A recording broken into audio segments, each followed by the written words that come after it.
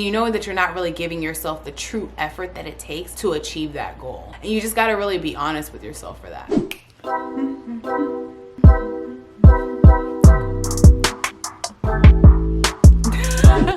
Hey guys, welcome back to my channel. I am so glad that you clicked on this video, and if you did, then that means you must be trying to figure out how to set weight loss goals that you can actually stick to, because that is the key right there.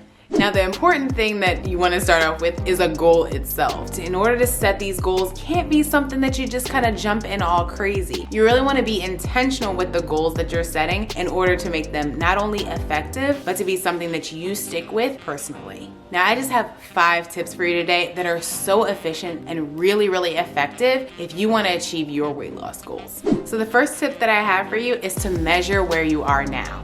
That can be something that's very scary, especially if you've gained unwanted weight. It can be really scary to measure where you are now, especially stepping on that scale. If that's not something that's good for you, like mentally, then I would say don't even use a scale at all. But if you are okay with a scale, I like to use a Renfro scale. Renfro, yeah, that's right, Renfro scale. I like that one because not only does it measure my body weight, but it also measures my body fat percentage as well as my BMI. And so I like tracking all of those numbers. I'll get into tracking in another video. I really like using that as more of like a baseline. When I talked about starting over with my weight loss journey in another video, and I'll leave that in the cards, I was saying how I also listed like my body fat percentage as well as the weight that I am at current state. I only knew that because of that scale. I had no idea, but it was something that was easy to sync up with an app, and that's what I've been using to track my weight loss goals. When measuring my weight, I like to measure that weekly, no more than twice a week. Getting on the scale more often can really mess with your psyche. Your weight tends to fluctuate day to day. Trying to focus on that number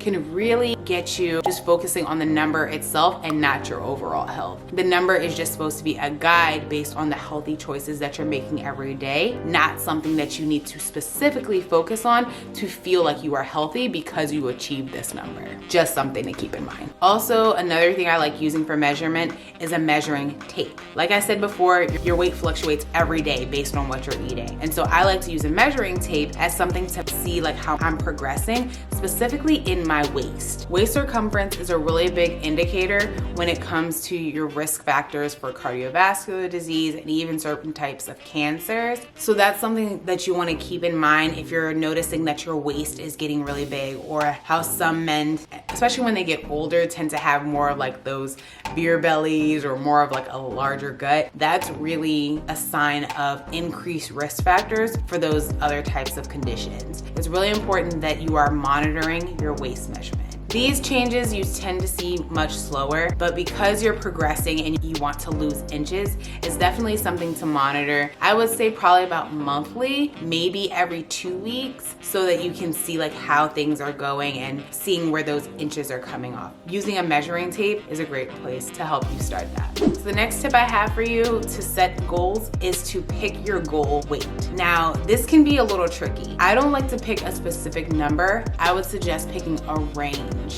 And that range can be about 5 to 10 pounds and what makes your body happy. I really like myself being in the 167 to 175 range, and that's where I found that my body is really healthy. And that may change because I'm on a different type of health journey right now with me trying to gain muscle, but overall I like being in that range. When picking numbers, I would suggest talking to your doctor. Your doctor may have a good idea based on your lab values and your history, your family history of different conditions. They may have more of an idea of what may be best for you and your body type based on your height, just multiple factors. Or you'll also want to consider your aesthetic build that you're trying to have, whether that's more of a lean body type or a more muscular body type. So if you're looking for something that's more on the leaner end, maybe you'll need a lower number on the scale versus someone who is trying to have more muscle on their body. They may be more interested in a higher number on the scale. But again, I would say to recognize your triggers. I am not necessarily triggered by a scale, but there are plenty of people who are, and I really want to be sensitive to that. If that's not something that's good for you, then I would say not to use weight at all as a measurement. Instead, then maybe use your clothing or the measuring tape that I had mentioned before in order for you to see how you're progressing. So my third tip for you setting effective weight loss goals is really to give yourself enough time to achieve your goals. Weight loss is really kind of funny. It's not something that you want to lose 10 pounds in 1 week. I know there are people that do that, but you really want to be careful when it comes to your hormones. That's something that can really impact them, is fluctuating up and down with your weight. I really get nervous when people say that, oh, I just want to lose 20 pounds in a month, or they've lost 20 pounds a month. That's great for those who have been able to do that, but for myself, I know that that doesn't work for me.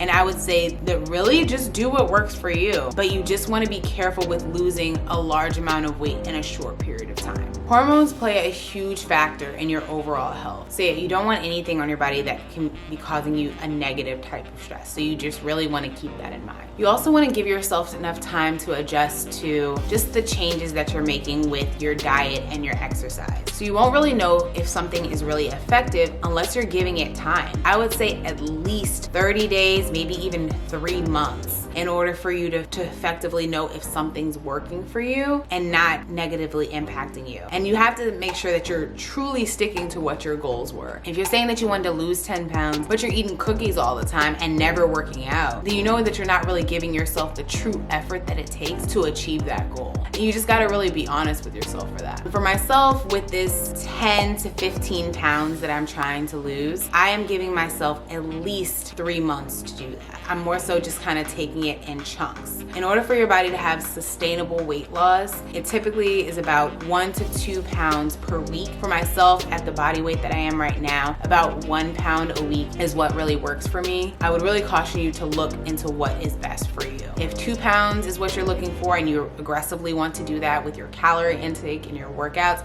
then you can do that. I just know for me, 1 pound is probably just more sustainable for me, so that's what I'm shooting for. Now, if I lose 2 pounds 1 week and then lose a half a pound another week, that's okay with me. That balances itself out. I just want to make sure that I'm either staying at the same weight that I want to be in, or I'm going less. So my fourth tip for setting effective weight loss goals is to create 2 to 5 tactics to help you achieve those goals. The first thing you need to consider is, what will you eat? That is one of the biggest indicators of whether or not you'll lose weight, is what is it that you're eating? That's why I focus so much on that on my channel. I am really focusing on eating cleaner, eating less processed foods, eating more vegetables. All of that, I need to make sure that I am effectively having enough of the right things per day and limiting the bad things, but still like giving myself that fluctuation. Are you the type of person who is looking for a specific dogma of eating?